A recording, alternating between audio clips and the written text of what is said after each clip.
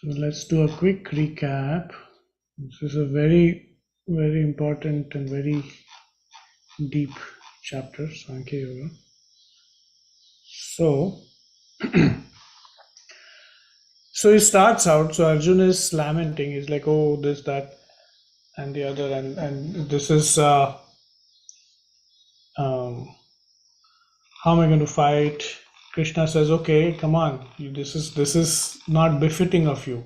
You're acting like a coward, and you need to wake up. You pretend to be like as if you know everything and you're very wise, but in reality you're acting like a fool, because the wise ones do not lament over that which has gone, neither do they lament over that which has not yet come. And you're worried about killing all these people, but they are not really.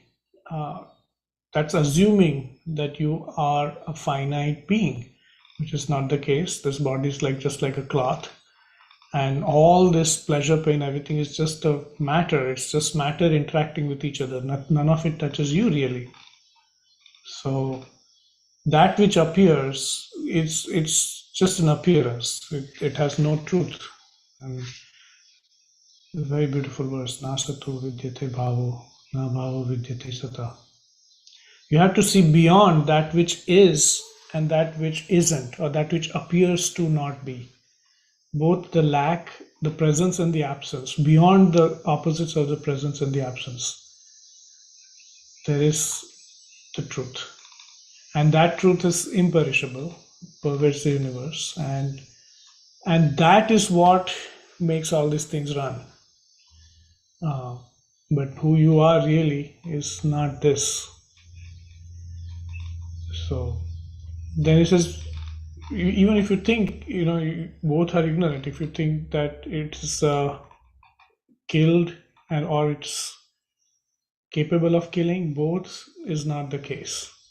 It is a dangerous statement. I mean, it can be misused by mass murderers, but I think what he's saying this in here in this context he means that you cannot be, you are beyond the birth and death. That is the main message he's giving. So there's a reality beyond the apparent birth and death, and that reality is so that consciousness does not have the doer, the aspect of karma or action or doership. And it's just like changing clothes. Death is just like changing clothes. And nothing really can happen to one who you really are. You are beyond the identifications. It's the identification with the body that makes us think that, oh, I got cut or I can burn. But that's not differentiating who we really are. So in reality, beyond those identities, all those opposites can only affect in the realm of opposites. The transient feelings can only come in the realm of the transient body, the mind. But who you are is beyond all of those changes.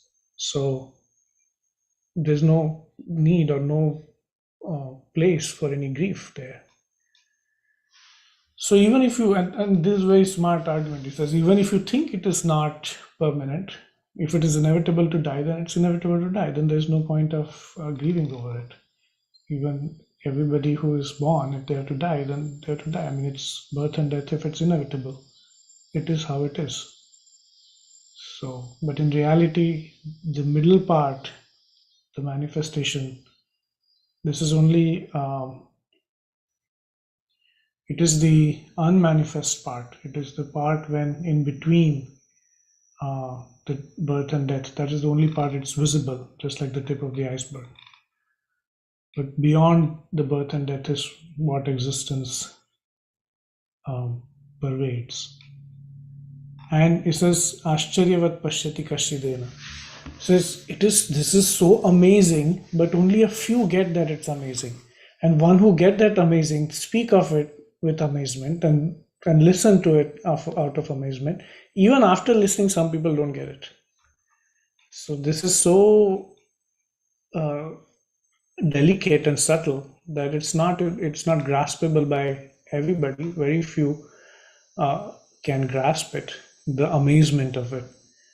And again, he just goes on to that. So now, then he comes to the other angle. He says, okay, the soul is eternal and everything. Now he's like coming from the point of view of karma yoga. He says, look, I mean, if you refuse, then if you lose your not little bit more worldly. So like if you lose your reputation, and if you lose your reputation, for you it's worse than death. It's not befitting. But however, if you do your duty, if you do 100%, even if you succeed or you fail, if you fail, you learn a lesson. You get something out of it. You come to knowledge. You come to wisdom, and that will also kindle something wonderful. And if you succeed, then of course you enjoy the fruits of it. So either way, it doesn't matter. Get up and fight. That's what he's saying. So then he goes on to say the karma yoga part. So this translation is, I don't agree. It's not disinterested action. It is action without Doership. Without doership, without identification, or without any. I mean, it's not passionate. It is full of passion and enthusiasm, but also playfulness, without any heavy load on it. And that such type of an action, or such type of a he says further about that. So what is, how do you do that? What is the sign of that? So then he gives all the signs that intellect. So there is focus in such a action. The mind is not scattered. The scattering happens because of the desires. And even if your mind is filled with desires, then even if you know all the knowledge and everything, still it doesn't get it is of not much use. So because all the knowledge of the Vedas and everything, it still deals with the three gunas, sattva, rajas, tamas, but it's of no use to once you get the reality, the truth. And then this is the most famous of all. You only can have ownership of what you can do. Your ownership is only to your action, but not to the result. Taking ownership of the result, in the sense that, blaming oneself or blaming somebody else or situation or finding excuses, that is what we don't have a right. It is not in our purview. It is useless. It is beyond to even try to do that. And sangha here means also identification. They interpret it as attachment, but sangha means identification. So when you identify with the action or its fruit, identify with the action, its intent, or the fruit, that is the sangha, and that needs to be dropped. So yogastha kuru karman. Yogastha means established, keeping the mind rooted in yourself, keeping all the organs, sense organs, intellect, everything established in yourself. And sangam, again, sangha means identification. They call it here attachment. But drop the identification and keep moving. Again and again, keep dropping, keep moving. Whether success or failure, be equanimous. That equanimity is the ultimate yoga, enlightenment. And then he goes on, says, why is it good, and all those things.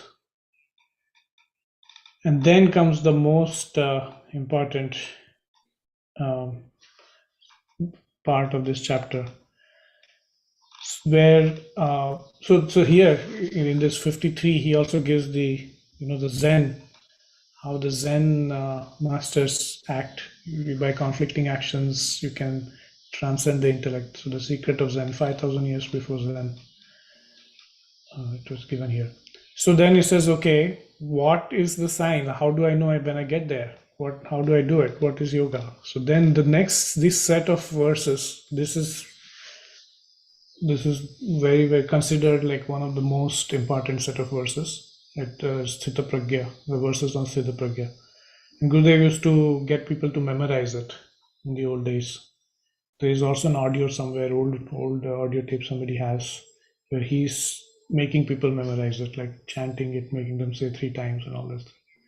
So in this one, the main thing is he's describing the science of realization, like what is realization. And it says you have it's beyond the opposites, basically. Opposite values, knowing the opposites and yet stepping beyond, being able to step beyond them. Or knowing that one is untouched by the opposites. That established in that conviction. That is what. And being able to meditate. So this number 58 is about meditation. That, being able to withdraw the senses into oneself. So even when this happens, the tendency can still remain. You withdraw the sense, okay, I'm not going to watch a movie, but then I keep thinking about the movie, then that's also of not use. So then it can forcibly carry the senses. The nature of senses is dangerous. So this is where it's like, why do we need to meditate every day? Because this is the nature of the senses. It will go out. So if we don't meditate, we are giving it the chance to go out. Then, so withdrawing them, then you come into me. To me here, or can also mean divine, can also mean, but it can also mean oneself. What Gurudev says often in the meditation, repose in yourself. Because the self, the Guru, and the divine is not 3 different things. It is one thing. It's one. It's not even a thing. It's no thing. So bringing back, this is the cycle. This is a vicious cycle. There's a knowledge sheet about this also in Intimate Note to Sincere Seeker. It's called Vicious Circle.